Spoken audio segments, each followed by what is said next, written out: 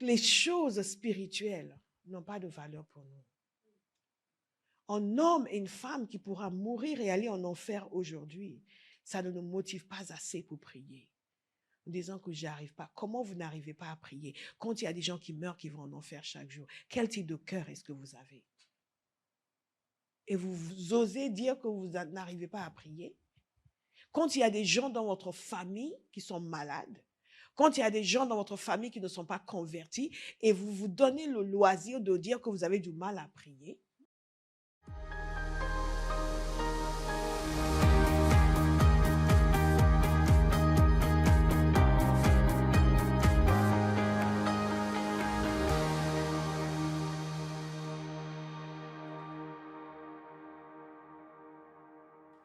ce que nous avons reçu en Jésus est infiniment plus grand que ce que nous pouvons imaginer ou soupçonner.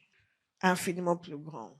De temps en temps, en méditant la parole de Dieu, je m'asseye et je dis, Père, change-moi, transforme-moi.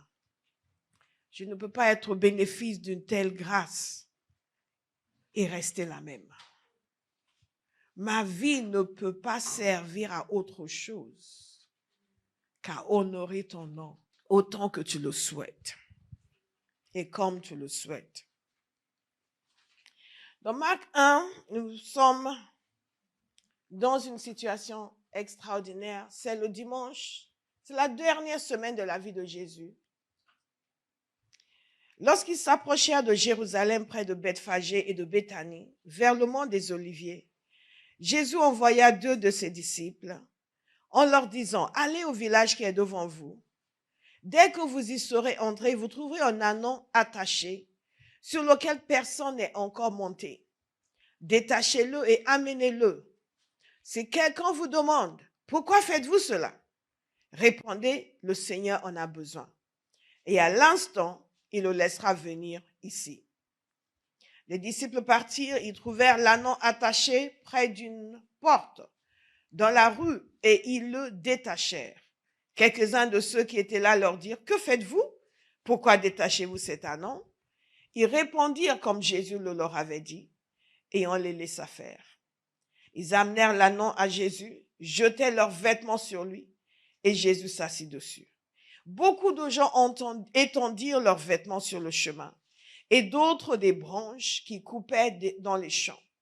Ceux qui précédaient et ceux qui suivaient Jésus criaient, Hosanna, béni soit celui qui vient au nom du Seigneur. Béni soit le règne qui vient au nom du Seigneur. Le règne de David, notre Père. Hosanna dans les lieux très hauts. Jésus entra à Jérusalem et se rendit au temple.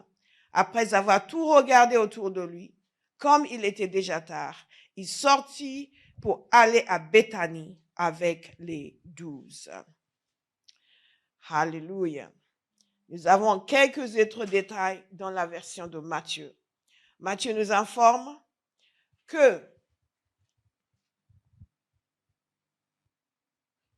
tout ceci arriva au verset 4 de Matthieu 21. Tout ceci arriva afin que s'accomplisse ce que le prophète avait annoncé.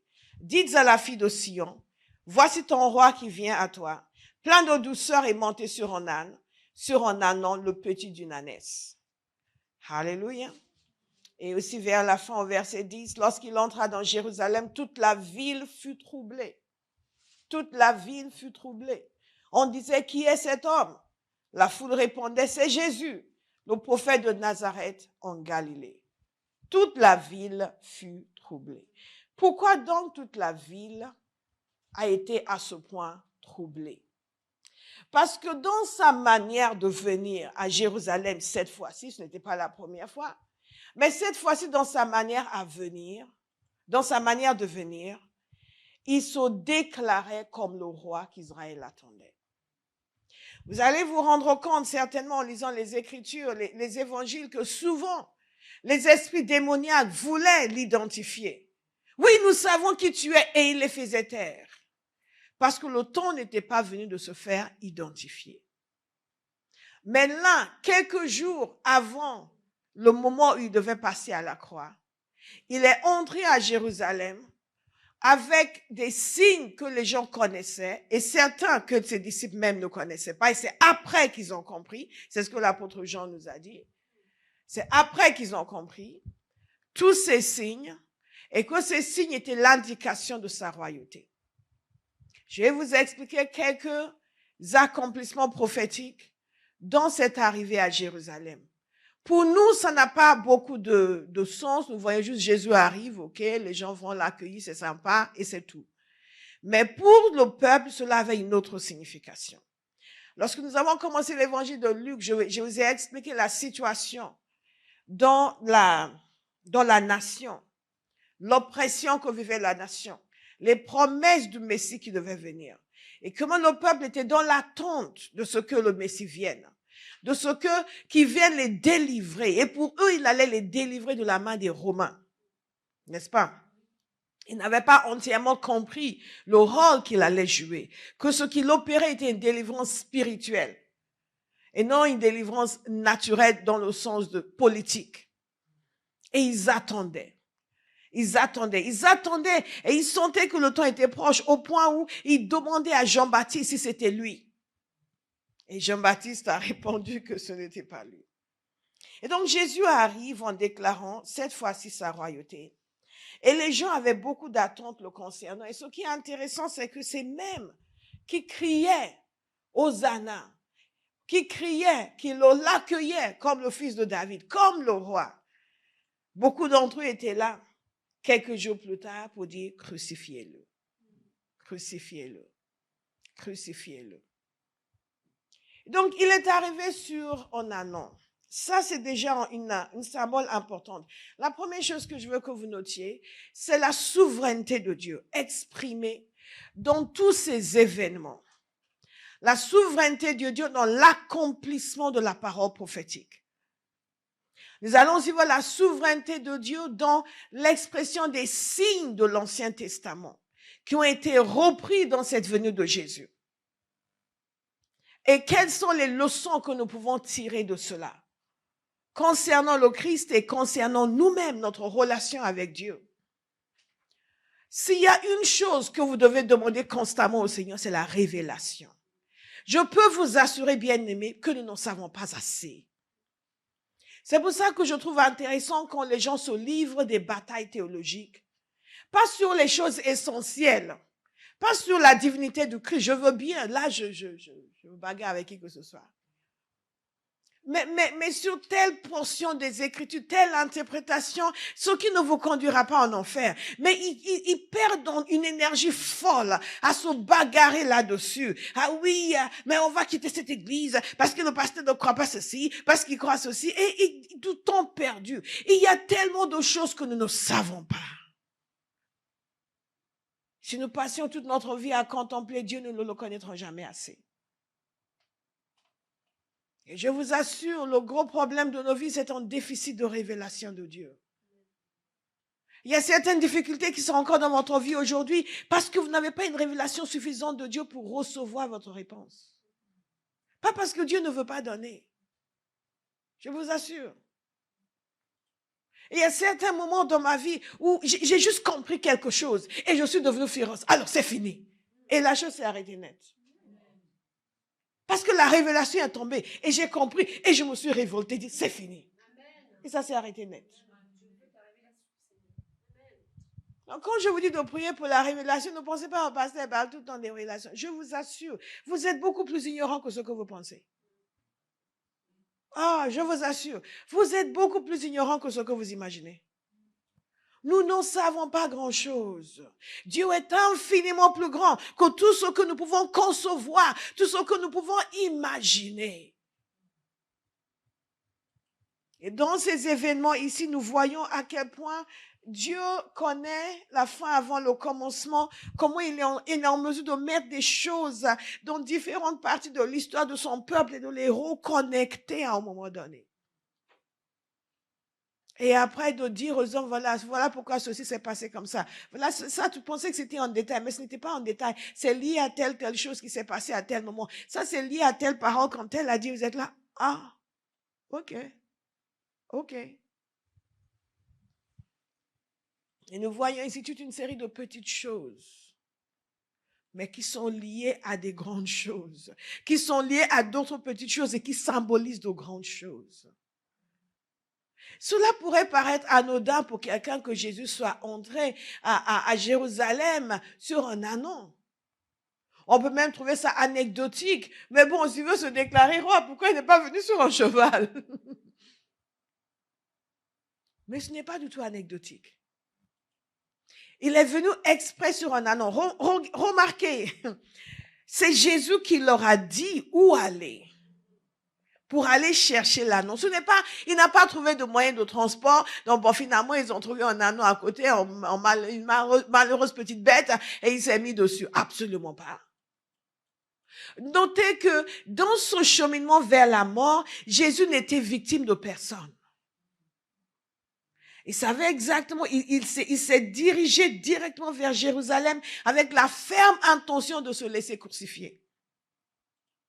Et sur le chemin, il a maîtrisé tout. Il leur a dit où aller chercher l'ânon parce qu'il avait l'intention d'entrer sur un ânon. Pas parce qu'ils n'ont pas trouvé de cheval. Mais pourquoi donc est-ce qu'il est entré sur un ânon? D'abord parce que l'ânon symbolisait la paix. Que lorsqu'un roi se mettait sur un ânon, c'était le symbole qu'il était venu en paix. Quand Jésus va revenir à la fin des temps, il va revenir sur un cheval. Il va revenir pour faire la guerre à ses ennemis. Mais là, il est arrivé à Jérusalem pour leur annoncer la paix. Pour leur annoncer que la paix de Dieu était venue. Dieu était venu donner la paix aux hommes. Il est venu pour annoncer la paix. Mais non seulement ça, il a demandé un ânon qui n'avait jamais été monté. Lorsque les rois vont monter sur des ânons, des chevaux, ils prennent des animaux qui n'ont jamais été montés. Une petite indication que ses disciples certainement n'avaient pas compris à l'époque, parce que Jean a dit qu'il y a beaucoup de choses qu'ils n'ont pas compris. Mais après, ils ont dit, mais c'est pour ça qu'ils voulaient un ânon qui n'avait jamais été monté. Et donc, il a pris cet ânon.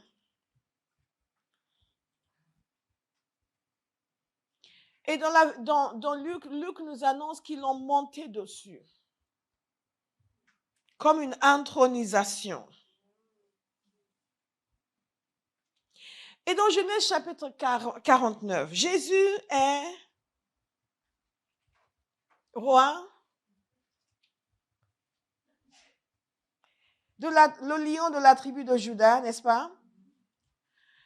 Dans Genèse 49, verset 10, il nous a dit ceci. Ça, c'est quand Jacob était en train de bénir ses enfants. Rappelez-vous, il a écarté son aîné parce qu'il avait commis une faute grave, écarté d'autres. Il est arrivé sur Juda. Et en déclarant sur Juda, il dit ceci, le sceptre ne s'éloignera pas de Juda, ni le bâton souverain d'entre ses pieds, jusqu'à ce que vienne le Shiloh. Vous me suivez? Et que les peuples lui obéissent.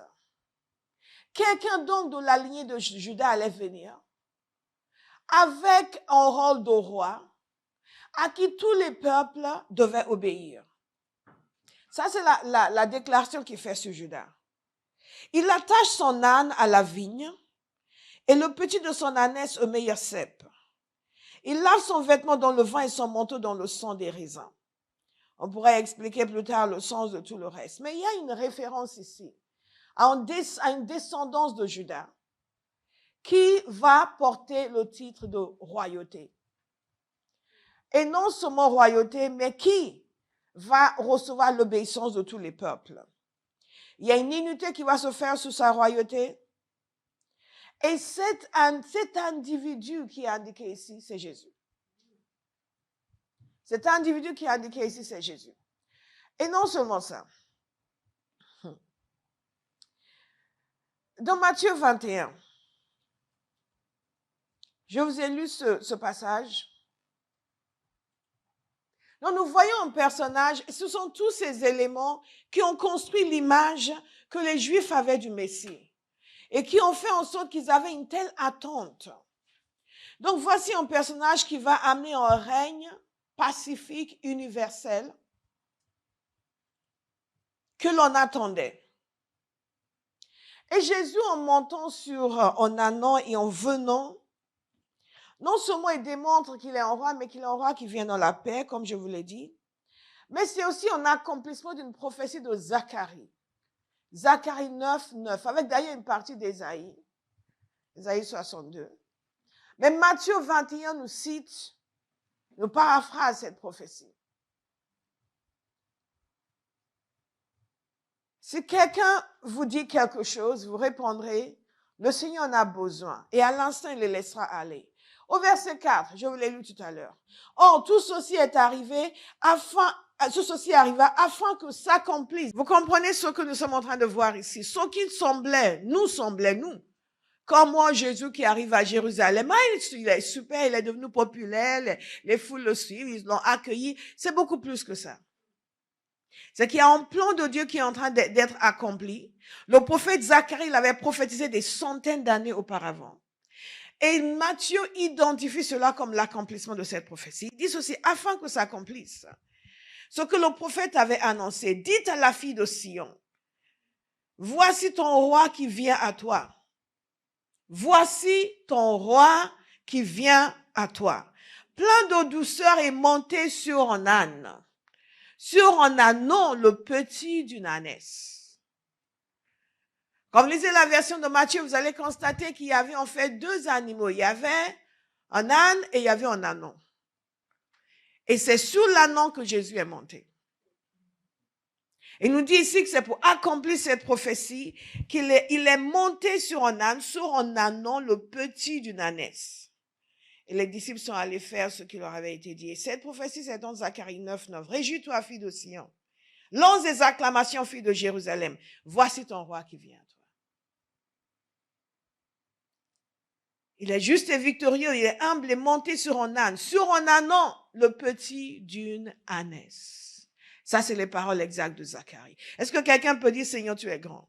Seigneur, tu es grand. Ta pensée est extraordinaire. Ta pensée est extraordinaire. Elle dépasse mon imagination. Petite parenthèse, avant de parler d'autres symbolismes dans cette arrivée de Jésus. Lorsque nous comprenons à quel point Dieu est capable de prévoir quelque chose et de l'accomplir 500 ans après, qu'est-ce que ça fait pour vous? Lorsque Dieu vous donne une parole sur votre vie, est-ce que après vous êtes autorisé à ne pas croire? Est-ce que vous êtes autorisé à vous inquiéter? Est-ce qu'il a démontré dans sa parole sa capacité d'accomplir sa parole? Sa capacité d'accomplir sa parole, sa prophétie et toutes ses promesses. Je veux savoir, est-ce qu'il a démontré? C'est la raison pour laquelle il nous faut connaître ces choses. Pas pour que nous montrions que nous connaissons les prophéties de l'Ancien Testament. Parce que quand nous faisons ces liens et que nous voyons comment Dieu agit, ça change quelque chose en nous. Ça détruit l'incrédulité. Nous le voyons différemment. Nous cessons d'être pris par oui. Seigneur, tu m'avais dit que j'allais avoir un nouveau poste. Et ils ont dit non. Nous commençons à voir ces choses comme étant ridicules. Pourquoi je vais m'inquiéter pour ça? Notre vision de Dieu, est beaucoup plus définie, beaucoup plus nette. Et nous commençons à vivre dans la tranquillité. Alléluia. Alléluia. C'est la raison pour laquelle on médite et on médite encore et on médite encore. On réécoute le message et on médite encore. Et on prend ces versets, on les médite soi-même. On dit, hé, Père. Et vous avez une conversation avec lui. Dit, Père, tu as fait ça, mais tu es fort. Waouh. Combien d'années après, 500 ans, et tu l'as fait à la lettre. Laisse-moi t'admirer un peu, Seigneur. Non, laisse-moi m'émerveiller de ta sagacité. C'est la raison pour laquelle Jésus ne s'est pas contenté de tout ce qui... Est-ce que vous avez remarqué que Jésus, en général, ne se déplaçait pas avec des moyens de transport modernes, qu'il était tout le temps à pied. Mais là, c'était différent. Alléluia. Quelqu'un va penser que j'allais dire, mais là, il a pris une Mercedes. Non. C'est Kamedo Boucher qui était. Quelqu'un va dire, je veux être imitateur de Christ, mais ça, non.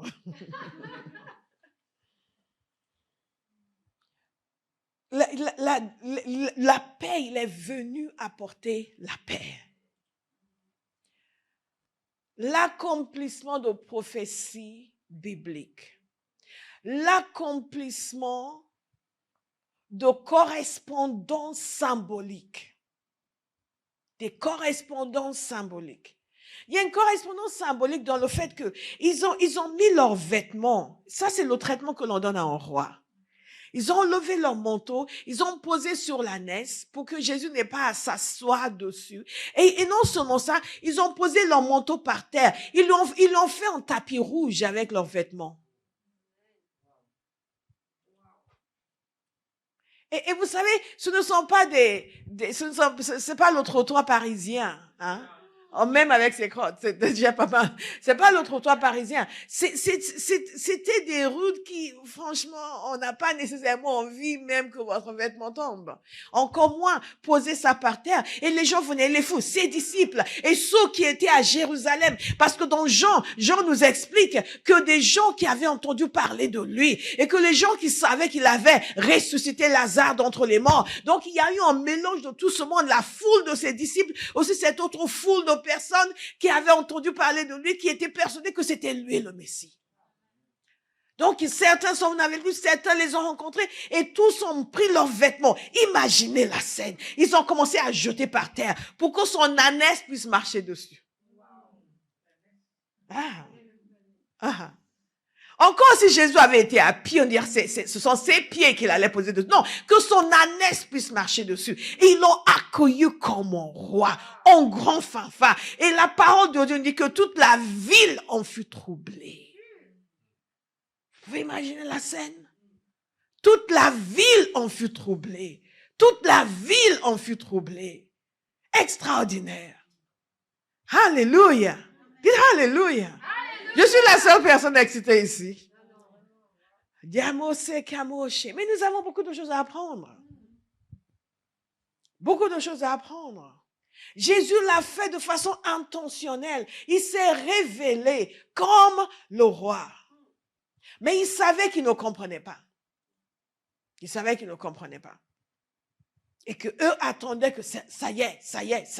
Selon certaines sources historiques d'ailleurs, c'était au même moment que Ponce Pilate aussi entrait à Jérusalem, mais par d'une autre direction. Et Jésus arrivait. C'était extraordinaire. Extraordinaire. Et vous savez, il y a un précédent dans la parole de Dieu. Vous connaissez le roi Akab et son épouse Jézabel. Quand le Seigneur a décidé de destituer Akab, il avait dit à Élie de oindre Jéhu. Élie ne l'a pas fait, c'est Élisée qui l'a fait. Élisée a envoyé son serviteur, un autre prophète, pour aller oindre Jéhu comme roi d'Israël. Et il lui a donné une prophétie sur ce qu'il devait faire à la maison d'Akab. Quand il a oint Jéhu, les compagnons de Jéhu sont venus pour dire qu'est-ce qui s'est passé parce qu'il a éloigné des autres, ou c'est les autres qui sont sortis quelque chose, mais il était tout seul avec lui. Et après les autres sont revenus, ils ont dit qu'est-ce qu'il a dit? Cet homme n'a rien, vous le connaissez. Non, il y a quelque chose. Donc il a avoué qu'il avait été oint comme roi. Qu'est-ce qu'ils ont fait? Ils ont fait la même chose. Ils ont sorti leurs vêtements, leurs manteaux. Ils ont commencé à jeter ça par terre. Ils lui ont fait un tapis rouge pour qu'il puisse monter. Donc, c'était pour eux le symbole de l'intronisation d'un roi, de la reconnaissance de la royauté. Et quand ils l'ont fait pour Jésus, ils reconnaissaient sa royauté. Mais le plus important, ce n'était pas simplement qu'il reconnaissait sa royauté, c'est que lui annonçait sa royauté. Lui annonçait sa royauté. Il annonçait sa royauté. Et nous avons vu dans Luc, dans Marc et Matthieu que les gens prenaient des branches. Et Jean nous a donné la précision que ce sont des branches de palmier. Et moi, j'ai fait des écoles catholiques. Et le dimanche des rameaux, on devait venir avec notre petite croix faite avec des branches de palmier. On utilisait des branches de palmier pour faire des croix que l'on amenait le dimanche des rameaux. Mais on ne comprenait pas le sens de tout cela. Et dans Jean 12, il nous a dit ceci, verset 12. Le lendemain, une foule nombreuse de personnes venues à la fête apprirent que Jésus se rendait à Jérusalem. C'est pour ça que je vous ai dit qu'il y avait une combinaison de ses disciples et la foule qui venait à la fête et qui est venue le rencontrer. Elles prirent des branches de palmier et allèrent à sa rencontre en criant « Hosanna! Béni soit celui qui vient au nom du Seigneur. » Béni soit celui qui vient au nom du Seigneur, le roi d'Israël. Le roi d'Israël. Le roi d'Israël. Ces branches sont les symboles de victoire. Quand on agite les branches comme cela, c'est un symbole de victoire. Pour eux, ça y est, le roi est arrivé. Le Messie est arrivé. Tout va changer. On commence à agiter ces branches. Et c'était la liesse populaire. Ils ont déclaré des paroles. Hosanna. Hosanna, c'est sauve-nous maintenant. Sauve-nous maintenant. Sauve-nous maintenant. En criant à Jésus, ce qu'il lui demandait de faire, c'est de venir les sauver. Sauve-nous, sauve-nous. Pour nous, c'est Hosanna, pour nous, c'est comme gloire à Dieu. Ça veut dire sauve-nous, sauve-nous, sauve-nous. Sauve-nous, sauve-nous. Donc, il criait au Seigneur, sauve-nous, sauve-nous, sauve-nous. Imaginez toute cette foule qui crie, qui scande, sauve-nous, sauve-nous. Jésus arrive sur son ânon et ils mettent leurs vêtements par terre, sauve-nous. Et en agitant leurs palmiers, ils sont tellement excités de le voir. Ils disent, ça y est, le salut vient, le salut vient. Et ils crient, sauve-nous, béni soit celui qui vient dans le nom du Seigneur. L'expectative des attentes, certains doivent se dire, ça y est, c'est bon, le roi est arrivé, notre véritable roi est arrivé. Rappelez-vous quand il avait nourri les 5000 hommes, ces gens étaient en quête d'un roi. Certains voulaient venir pour le faire roi de force. De force. De force. Vous savez, dans la vie, il faut savoir ce que Dieu vous a appelé à être et à faire. Parce que même le bien que vous faites peut vous amener à perdre votre chemin. Parce que les gens qui ne savent pas où vous allez, parce que vous leur avez fait du bien, ils vont vouloir vous orienter dans un sens pour vous bénir en retour. Mais ce n'est pas là où Dieu veut vous emmener. Sauve-nous. Sauve-nous. Et quand nous comprenons ce qu'ils étaient en train de crier, nous commençons à comprendre alors pourquoi à la fin ils ont commencé à dire crucifiez-le. Parce que mardi, mercredi, jeudi, lundi, mardi, mercredi, jeudi, il les a pas sauvés. Mais il a fait beaucoup de choses. Mais il n'a pas fait ce qu'ils attendaient. Encore une leçon pour nous aujourd'hui. Combien d'entre nous détruisons une bonne relation avec le Seigneur parce qu'il n'a pas fait ce que nous attendions? Des gens qui pourraient être très proches et très intimes avec le Seigneur, ils sabotent constamment leur relation avec Dieu parce qu'ils ne font pas ce qu'ils veulent. Ils ne veulent pas servir Dieu, ils veulent un Dieu qui va les servir. Donc chaque jour, c'est des plaintes, c'est des murmures, c'est des lamentations. Au lieu de l'adorer, de le louer, mais on touche toujours qu'il ne fait pas l'affaire. Il n'est pas à la mesure de ce que nous voulons. Oui, mais Seigneur, posez-vous la question. Combien de fois vous êtes plaint cette semaine? Combien de fois? Et de quel droit vous vous plaignez? Vous êtes qui pour vous plaindre devant le Seigneur? Qu'est-ce que vous méritez? Regardez ces gens, le Fils de Dieu a quitté sa gloire céleste, il est descendu pour les aider. Et parce qu'il n'a pas amené le salut comme il le voulait. Mais ça, c'est nous tous. Ce n'est pas eux, c'est le cœur de l'être humain. C'est pour ça que si nous ne méditons pas sur les gens qui nous ont précédés, nous allons continuer à répéter leurs erreurs. Ils ont commencé à déclarer, béni soit celui qui vient au nom du Seigneur. Et d'où leur vient ces belles déclarations du psaume 118? Ce ne sont pas des gens ignorants. Ces gens n'étaient pas des gens ignorants. C'était des gens qui connaissaient la parole de Dieu. Ils connaissaient la promesse de Dieu pour leur peuple. Ils connaissaient la parole de Dieu. Ils n'étaient pas ignorants. Ils savaient ce qu'ils attendaient. Ils agitaient ces palmiers, ces branches de palmiers en connaissance de cause. Ils agitaient ces branches de palmiers. Et ils lui demandaient, sauve-nous. Et il citait le psaume 118, au verset 21. Je te loue parce que tu m'as répondu. Est-ce que vous savez que c'est un psaume messianique? Que tu m'as répondu parce que tu m'as sauvé. Au verset 22, la pierre qu'ont rejeté ceux qui construisaient est devenue la pierre angulaire. Tout le monde sait que ça, c'est un passage messianique, n'est-ce pas? Et tout de suite après, regardez. C'est l'œuvre de l'Éternel, c'est un prodige à nos yeux. Voici le jour que l'Éternel a fait, qu'il soit pour nous un sujet d'allégresse et de joie. C'était cela ce jour-là. C'était censé être pour eux un sujet d'allégresse et de joie. Mais pas pour les raisons que eux imaginaient. Éternel, accorde donc le salut. Hosanna. Hosanna. Qu'est-ce que ça veut dire, Hosanna? Dans certaines traductions, vous allez voir éternel. Vous allez voir Hosanna. Éternel donne le succès. Au verset 26, béni soit celui qui vient au nom de l'Éternel. Béni soit celui qui vient au nom de l'Éternel. Béni soit celui qui vient au nom de l'Éternel. Béni soit celui qui vient au nom de l'Éternel. Il y a quelque chose de particulièrement intéressant. Ce jour, c'était le 10e jour du mois de Nissan pour le peuple de Dieu. C'était ce jour où ils choisissaient l'agneau qu'ils allaient utiliser pour la Pâque. Et c'était ce jour que Jésus est arrivé. Celui qui s'est offert comme agneau de Dieu pour notre Pâque.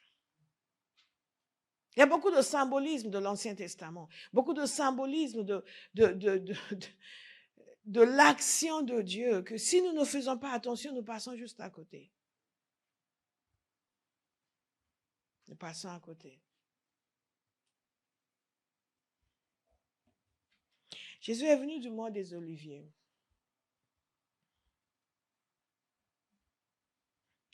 Et quand il est arrivé, Marc nous a fait comprendre que il est allé dans le temple. Et après, il est sorti. Il a regardé. Il a dit, ces gens, ils n'ont pas encore changé. Pourquoi je dis qu'ils n'ont pas encore changé? Parce qu'au tout début de son ministère, l'évangile de Jean, je vous avais dit que quand nous avons commencé à le voir à Galilée dans l'évangile de Luc, il avait déjà commencé avant son ministère, il avait déjà exercé son ministère en Judée, il était déjà allé à Jérusalem. Il avait déjà nettoyé le temple. Et là, il va le faire encore une fois. Donc, il entre, il regarde, rien n'a encore changé. Et le lendemain, il va encore nettoyer le temple. Mais il y a quelque chose qui se produit lorsque Jésus est encore sur le mont des Oliviers. Et nous voyons cela dans Luc chapitre 19. Jésus commence à pleurer.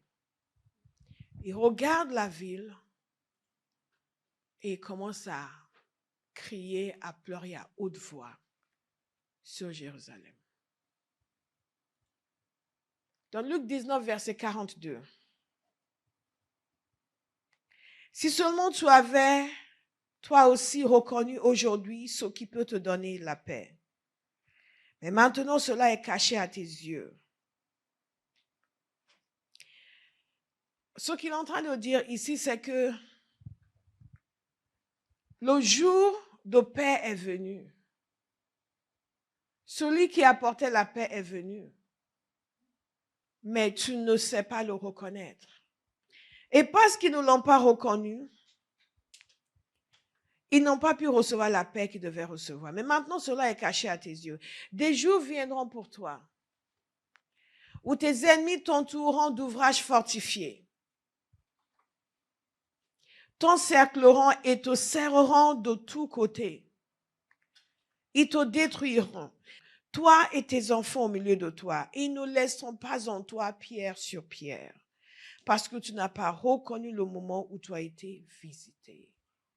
Parce que tu n'as pas reconnu le moment où tu as été visité. Je ne sais pas ce que ça vous fait, vous, mais moi, ça me fait... Dieu peut avoir une intention nous concernant. Et nous pouvons ne pas être attentifs. Nous pouvons passer à côté. Il dit, parce que tu n'as pas reconnu le moment où tu as été visité. Et ce qu'il a annoncé ici va se produire 70 ans plus tard, une destruction totale. Exactement comme il l'a prédit. Ils n'ont pas reconnu l'heure de leur visitation. Pourquoi ce jour est donc si important? Parce que ce jour n'était pas simplement Jésus qui vient se déclarer comme roi, mais ce jour avait été prophétisé par le prophète Daniel. Ce jour avait été prophétisé. Il avait reçu la visite d'un messager céleste qui lui avait fait comprendre à quel moment le Messie allait venir. Il avait déclaré, à partir du moment où la déclaration pour la reconstruction de Jérusalem allait être faite, à l'époque, Jérusalem était parti, vous vous souvenez, vous connaissez l'époque en captivité babylonienne. Et à partir de cette date, allait se produire un temps symbolique.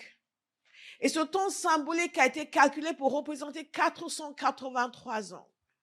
Et ce temps symbolique tombait le jour même, le 10e jour du mois de Nissan, le jour même où Jésus est entré dans Jérusalem. Est-ce que vous comprenez ce que je suis en train de vous dire? Ce que Daniel avait prophétisé des centaines d'années auparavant s'est accompli. Et le jour même où Jésus est entré à Jérusalem.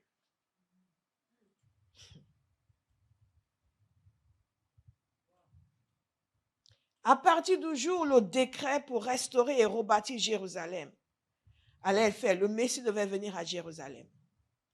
Et le calcul qui a été fait, c'était que cela représentait 483 ans, 360 dans le calendrier juif, et qui tombait pas la veille, pas le lendemain, mais le jour même. Le jour même. Daniel chapitre 9, verset 25. À partir du verset 25. Depuis le moment où la parole a annoncé que Jérusalem serait restaurée et reconstruite jusqu'au Messie, au conducteur, et à 7 semaines et 62 semaines, en temps symbolique. Je vais vous épargner le calcul. 483 années. Et cela s'est terminé le jour même où Jésus est arrivé. Jusqu'à l'arrivée du Messie. Le peuple d'un prince qui viendra. Et ensuite, il parle et dit, le Messie sera exclu. Il n'y aura personne pour lui venir en aide. Donc, le peuple attendait le Messie qui allait être roi et qui allait enlever les Romains. Mais ce n'est pas ce que Daniel avait prophétisé. Il avait prophétisé qu'il sera retranché.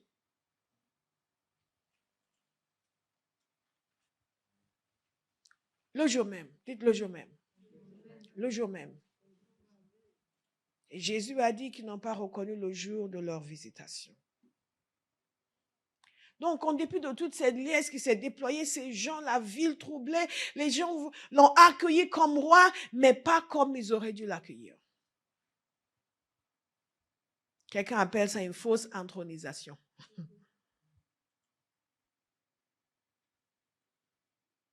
Ça nous amène à beaucoup de sobriété et de réflexion pour que nous puissions examiner nous-mêmes notre relation avec le Seigneur. Est-ce que nous sommes en train de le voir tel qu'il est ou tel que nous aimerions qu'il soit?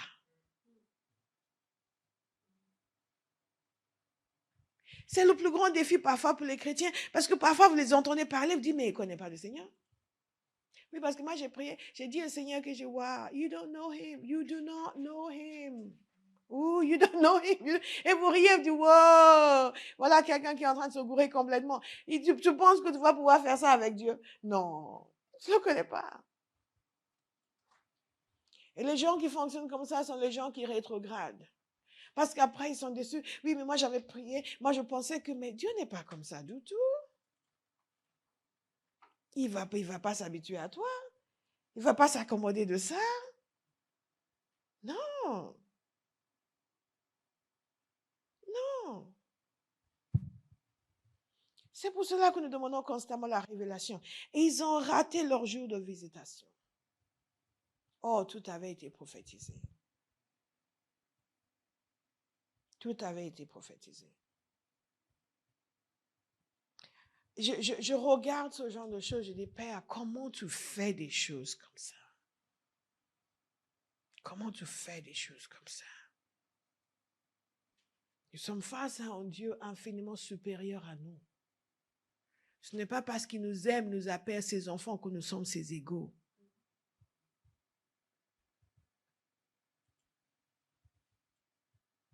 Si nous avions un minimum d'intelligence, nous serions constamment devant lui chaque jour. Seigneur, enseigne-moi. Enseigne-moi. Teach me something. Teach me, teach me, teach me, teach me.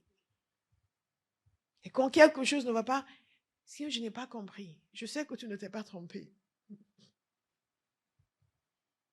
I missed it. Mais jamais, oui, mais Seigneur, pourquoi tu n'as pas fait ça? Non. Le témoignage de sa parole est que Dieu est extrêmement intelligent. Il sait exactement ce qu'il fait. Et il fait ce qu'il dit qu'il va faire. Même des centaines et des centaines d'années après, il fait ce qu'il dit qu'il va faire. Il orchestre les circonstances. Tous ces gens sont venus, en dépit de leur ignorance, ils ont jeté des vêtements par terre. Ils l'ont accueilli en roi. Pourtant, ils ne savaient pas tout.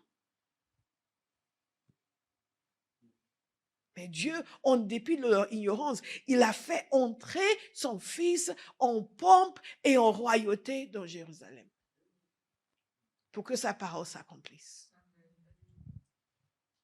Pour que sa parole s'accomplisse. Il a accompli sa parole, mais eux, ils sont passés à côté. Ce que Dieu va faire dans notre génération, il le fera. Mais il ne faut pas qu'il le fasse en moi. Il le fera, il le fera, il le fera. Il trouvera des gens qui vont répondre au présent. Il le fera. Mais la question qui nous est posée, Abba House, est-ce que nous allons rester ignorants? Est-ce que nous allons continuer à vivre comme les gens du monde qui n'ont d'autres préoccupations que manger, dormir, s'habiller? Nous sommes faits pour plus que ça. Nous sommes faits pour plus que ça.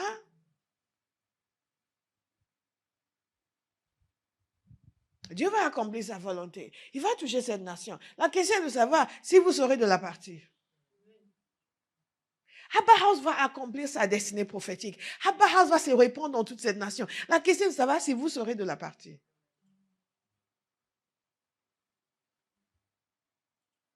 Jésus savait où il allait. Il savait que ces gens allaient se retourner contre lui, mais ça n'a rien changé. Il n'a pas eu d'état d'âme. Oh, regarde-moi. Après, ils vont se retourner contre moi. Comment est-ce que vous faites quand vous savez qu'il vous reste une semaine à vivre?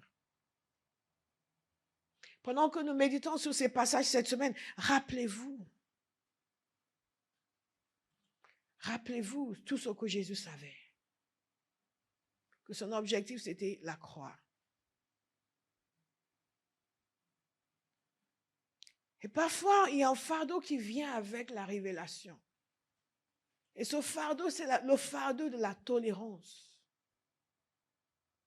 Vous ne pouvez pas argumenter sur tout avec tout le monde. Il y a des gens qui n'en savent pas assez. Donc, vous mettez sur le compte de leur ignorance et vous passez votre chemin.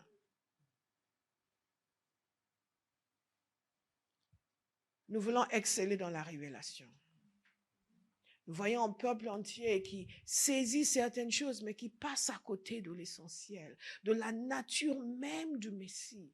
Oh, il l'attendait depuis des siècles. Et ces gens qui étaient tellement contents que Jésus soit venu, qu'ils l'ont accueilli, des jours après, se sont retournés contre lui. Parce qu'il n'a pas fait ce qu'il voulait. Nous apprenons l'extraordinaire souveraineté de Dieu. Sa capacité d'accomplir toute sa parole. dans toutes les générations. Dans toutes les générations. Il y a quelque temps de cela, je pense qu'il y a 2 ans, le Seigneur m'a rappelé une parole qu'il m'avait donnée, peut-être 20 ans auparavant, et que moi j'avais escamoté.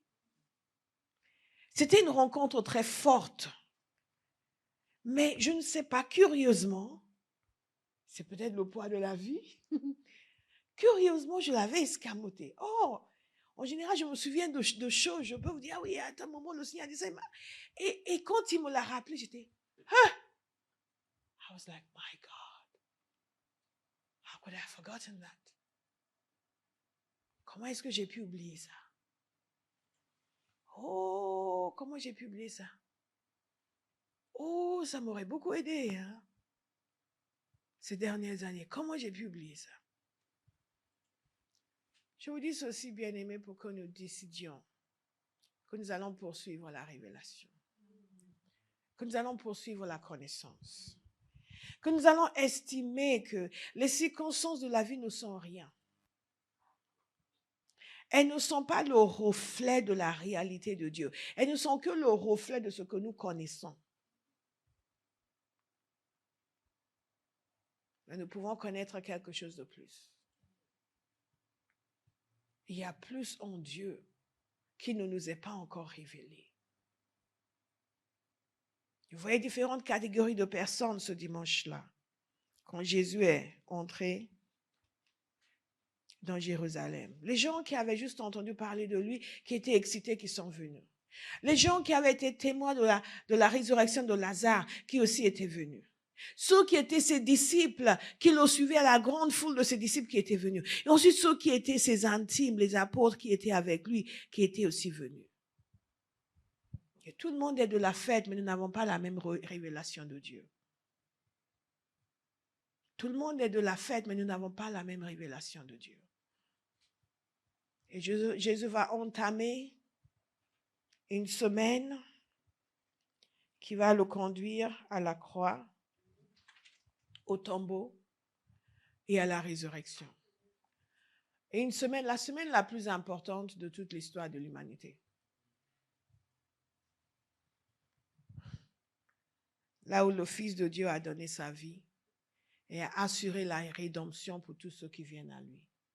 La réconciliation avec Dieu. Il n'y a rien de plus important que cela.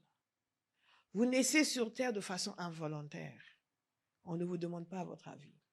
Mon père avait l'habitude de dire, vous n'avez pas demandé de naître. J'ai une responsabilité envers vous. Ça me faisait toujours plaisir.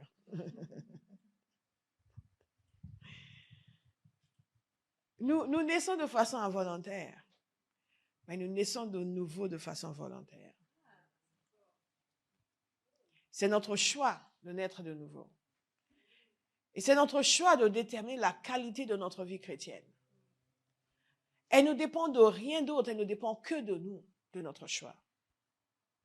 Elle ne dépend pas de notre intelligence naturelle, elle ne dépend pas de nos capacités physiques, même pas de nos capacités mentales, parce que le Saint-Esprit a le moyen de nous faire grandir, même si nous avons des défis sur le plan mental. C'est juste le choix que nous faisons.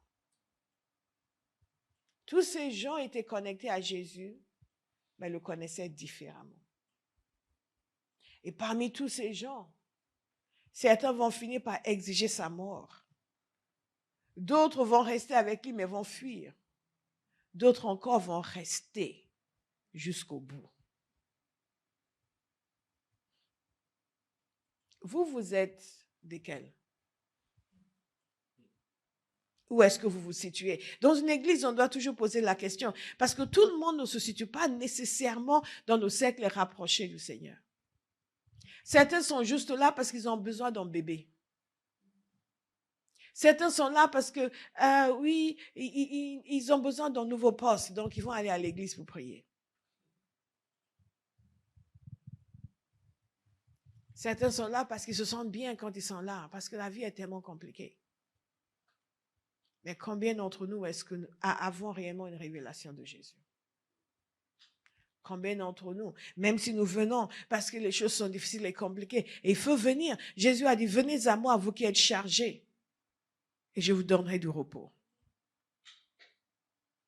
Mais après, est-ce que nous commençons à le connaître? À nous intéresser vraiment à lui? Si vous êtes de ceux qui ont du mal à prier, vous êtes coupable d'un grand crime. Pas avoir du mal à prier, de ceux qui ne prient pas régulièrement, vous êtes coupable d'un grand crime. Votre crime, c'est de dire au Fils de Dieu, tu ne m'intéresses pas.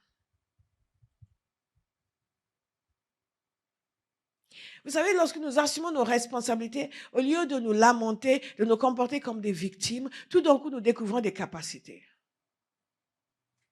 Je dis toujours aux gens, si on devait te payer pour le faire, est-ce que tu le feras? Tous les gens qui disent qu'ils ont du mal à prier, si on leur donnait 1 000 € pour chaque heure de prière, ils n'auront plus de mal à prier. Je vous dis la vérité. C'est pour ça que je ne mens pas aux gens en disant, oh, écoute, on peut faire 10 minutes. Non, tu n'es pas sérieux. J'ai dit franchement, tu n'es pas sérieux. Si vous êtes à bas, vous avez du mal à prier, vous n'êtes pas sérieux. Vous n'êtes vraiment pas sérieux avec votre vie et vous n'êtes pas sérieux avec le Seigneur. C'est la réalité. Parce que personne ne viendra. Regardez, tous ces gens étaient autour de Jésus. Et chacun était à un niveau différent. Certains n'ont pas tenu, non seulement n'ont pas tenu, mais sont complètement retournés contre lui. Vous avez déjà vu des gens qui étaient chrétiens et qui maintenant sont en train de casser l'église? Oui, c'est des gens comme ça.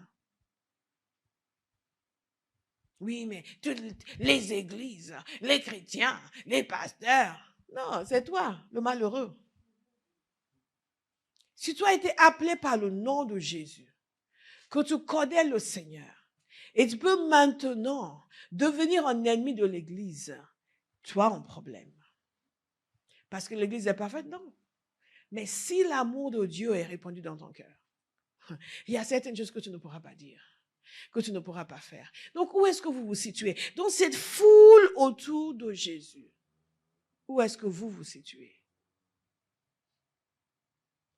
Si on te donnait 1 000 € pour chaque heure de prière, est-ce que tu auras du mal à prier? Tu vas arrêter, tu vas dire, je ne peux pas. Je ne peux pas prier. Hein? Tu diras que tu ne peux pas prier?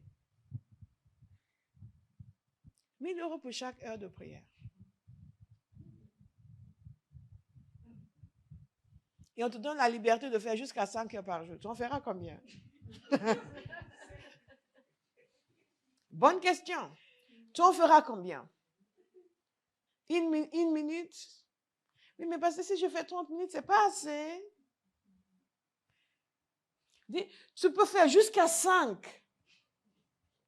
Quelqu'un va déjà commencer à voir sa maison au Baléares. Ah bon? Combien de jours? Je peux faire beaucoup de jours. 30 jours, c'est bon? Je peux faire 30 jours? Moi, je suis capable, hein? Non, une année. Ah non, mais je peux. Jesus. Thank you, Jesus. Vous comptez des 5 chaque jour. Ça fait dans le mois, ça fait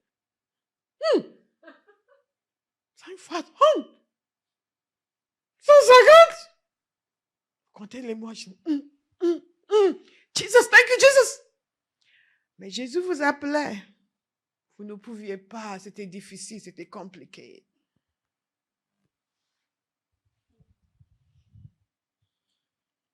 Vous savez,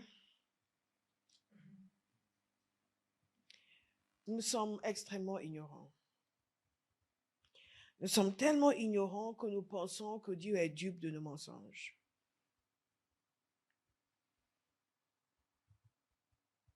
Est-ce que je peux vous dire que la vie d'un être humain qui n'est pas converti vaut beaucoup plus que 1 000 €? Si vous pouvez prier 1 heure pour que quelqu'un soit converti, est-ce que vous savez que les retombées pour vous sont beaucoup plus que 1 000 €? Est-ce que vous savez que vous gagnerez beaucoup plus? Mais nous avons été endommagés par la chute. Et nous avons été façonnés pour aimer l'argent. Et ne valoriser que ce qui est espèce sonnante et trébuchante. Et donc, les choses spirituelles n'ont pas de valeur pour nous.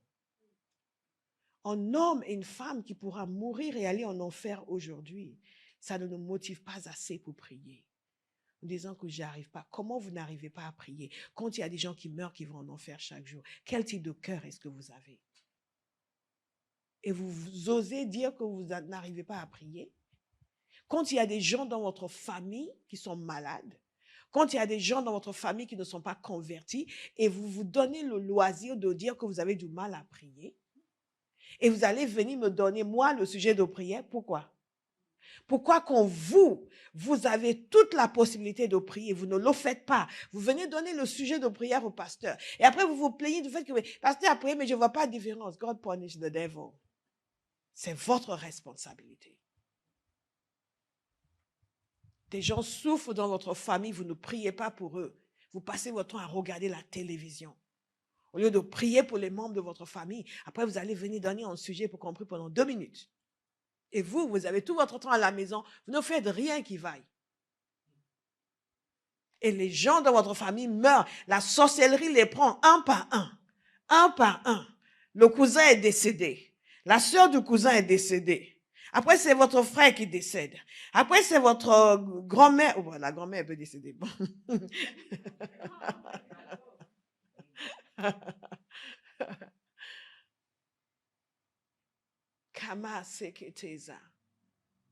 Vous travaillez dans un endroit où personne n'est converti.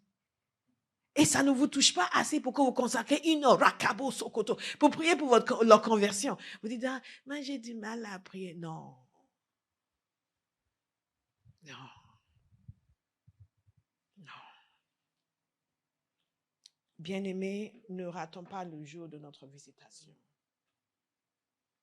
Ne ratons pas le jour de notre visitation. Lorsqu'on dit aux gens, on va faire un événement, inviter les gens, ils prennent leur temps. À la dernière minute, ils vont envoyer un message.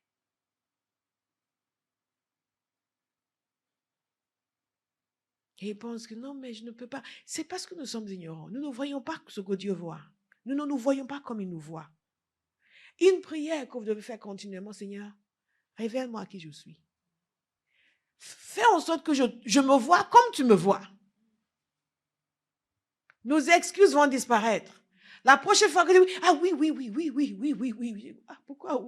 Ah, si vous savez ce que j'ai vu,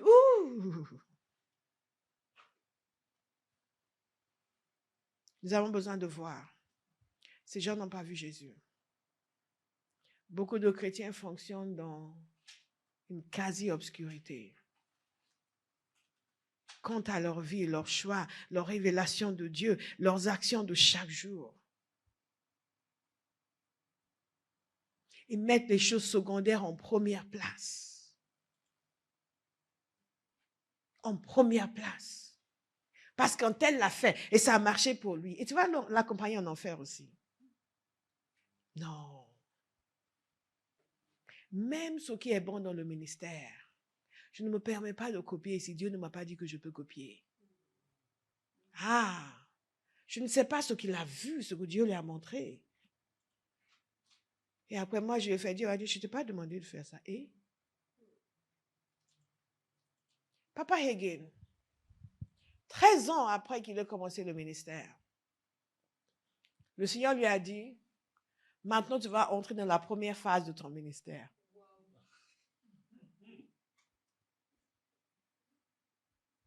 Première phase, oui, ouais. C'est maintenant que tu rentres. D'autres temps, tout ce que tu as fait pendant 13 ans. Pourtant, Dieu était là. Hein? Dieu était là. Dieu était là. Dieu était là, il enseignait, les gens étaient guéris, etc., etc. Tu dis, ah, je vais aller dans telle église, est-ce qu'ils vont me choisir? Oui, ils vont te choisir.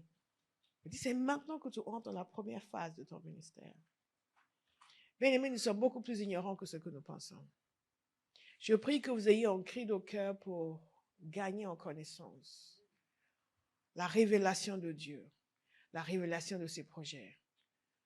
Un cœur qui est travaillé pour aimer ce que Dieu aime. Que je ne sois pas dans la foule qui a célébré Jésus aujourd'hui et qui a demandé qu'il soit crucifié quelques jours plus tard. parce que je ne le vois pas. Nous avons vu tous ces symbolismes de l'Ancien Testament. Nous avons vu l'accomplissement prophétique. Toutes ces choses, on pourrait dire ça, mais ça crève les yeux. Non. Ils connaissaient beaucoup de choses, mais ils n'en savaient pas assez. Ils n'en savaient pas assez. Et les scribes et les pharisiens, tout ce qu'ils va dire, mais maître, il faut arrêter tes disciples parce qu'ils criaient, béni soit celui qui vient dans le nom du Seigneur. Ils savaient que c'était une déclaration messianique. Et ils étaient aveugles, ils ne voyaient pas. My God. Des fois, quand le Seigneur m'ouvre les yeux pour voir quelque chose, moi, puisque je suis théâtrale, je m'assieds par terre. Je dis, hey, Father. Hey, Jesus. Hey, Lord. Hey, hey, Jesus. Kabo sekata. Je prie que Dieu vous ouvre les yeux. Amen. Je ne sais pas comment vous le dire. Jésus est venu se révéler dans sa royauté. Et ils l'ont accueilli comme un roi. Mais ils sont passés à côté.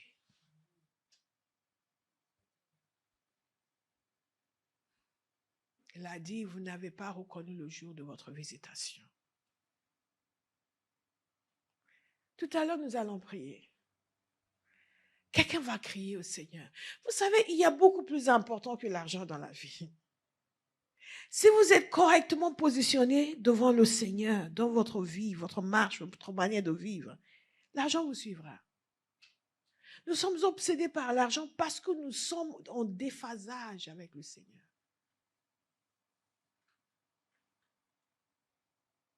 Et quand on demande aux gens de prier pour qu'ils comprennent, qu'ils connaissent, qu'ils voient, qu'ils soient en phase avec Dieu,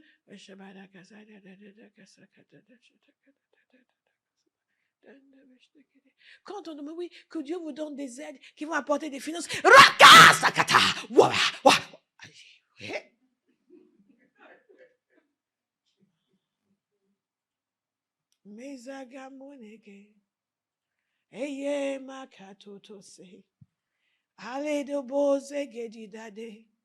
pourquoi c'est si important?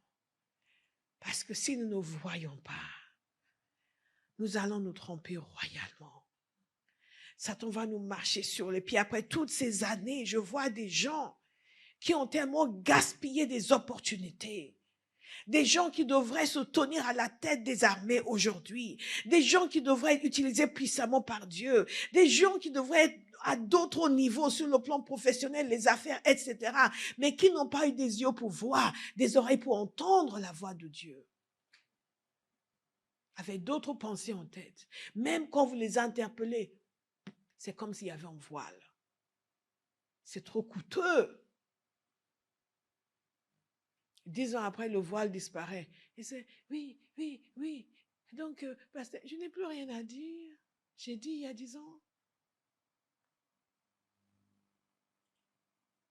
Oh, Dieu mobilise des hommes et des femmes. Il mobilise des gens. Moi, je ne veux pas être parmi la foule qui entend et qui vient.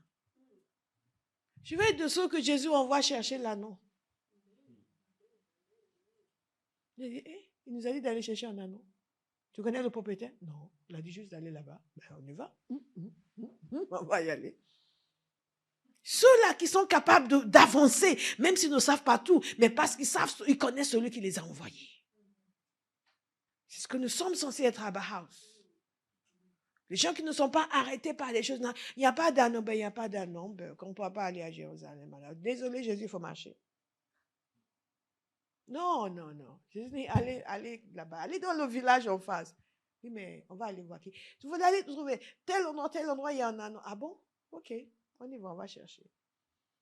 On ne sait pas tout, il ne nous dit pas tout, mais on suit les instructions et on fait ce qu'on a à faire et on marche par la foi et on a un esprit de foi et on finit par gagner. C'est oui, mais bon, donc après, et vous savez ça, et vous avez ça. Ah non, moi je ne suis pas sûre. Ah. Nous sommes les hommes et femmes de foi. Amen. Alléluia. Nous sommes des hommes et femmes de foi. Amen. Nous sommes des hommes et femmes de foi. Nous sommes des hommes et femmes de foi. Dis amen, toi. Nous sommes des hommes et femmes de foi. Alléluia. Nous avons des yeux pour voir, pour reconnaître, voir ce que Dieu dit, entendre ce que dit l'Esprit, aller là où il dit d'aller, faire ce qu'il nous dit de faire. Nous ne sommes pas juste la foule qui vient célébrer de façon superficielle et après disparaît et se retourne contre le Seigneur. Quel type de personne êtes-vous? Quel type de personne êtes-vous? Beaucoup de gens se moquent de Pierre. Oui, il a renié Jésus, mais il a suivi. De loin, mais il a suivi. Et il s'est repenti. Et après, il ne l'a plus quitté.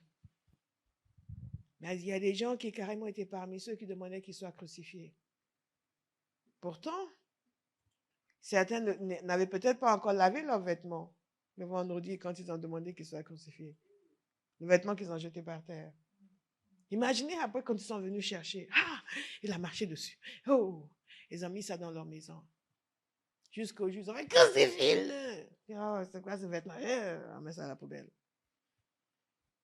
Je prie que ce qui a fait votre fierté ne soit jamais un sujet de dégoût pour vous.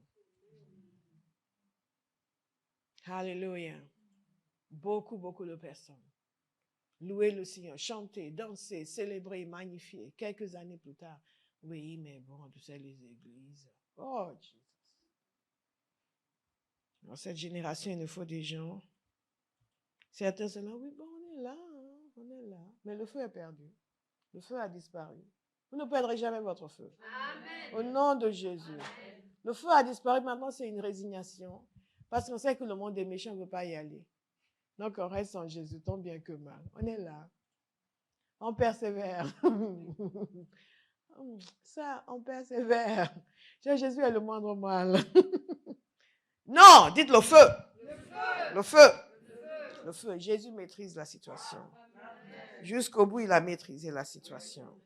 Jusqu'au bout, il a maîtrisé la situation. Il a maîtrisé la situation. Il a maintenu le cap. Jusqu'au bout. Et ces larmes n'étaient pas pour lui-même, c'était pour le peuple, pour Jérusalem. Et quand finalement il était dans le jardin de Gethsemane et que la douleur, la peine est venue sur lui, il a fini par dire non, non, non, non. Ta volonté, Père. Je prie que nous ayons le même cœur que Jésus. Amen. Capable de faire l'œuvre de Dieu, quelles que soient les difficultés.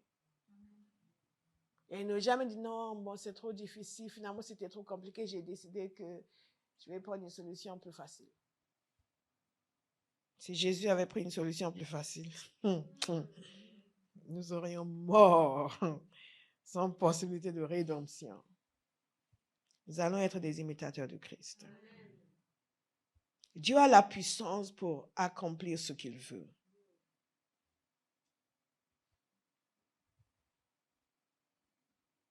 Donc non seulement nous allons crier au Seigneur pour qu'il nous révèle tout ce que nous sommes censés savoir, qu'il se révèle à nous et qu'il nous révèle ce que nous sommes censés savoir, ajuster, corriger dans notre vie, mais aussi que sa puissance entre en action. Les disciples avaient fait tout ça, ils avaient jeté les vêtements, jeté les manteaux et ils ne comprenaient même pas ce qu'ils faisaient. Mais ils ont été poussés par le Saint-Esprit pour le faire. Il y a des choses, parfois, c'est votre sensibilité au Saint-Esprit qui va vous sauver, pas votre capacité d'analyse. Parce que vous savez, le Saint-Esprit vous pousse et vous agissez. Et c'est après que vous comprenez pourquoi. Je vais vous inviter à vous lever, nous allons prier.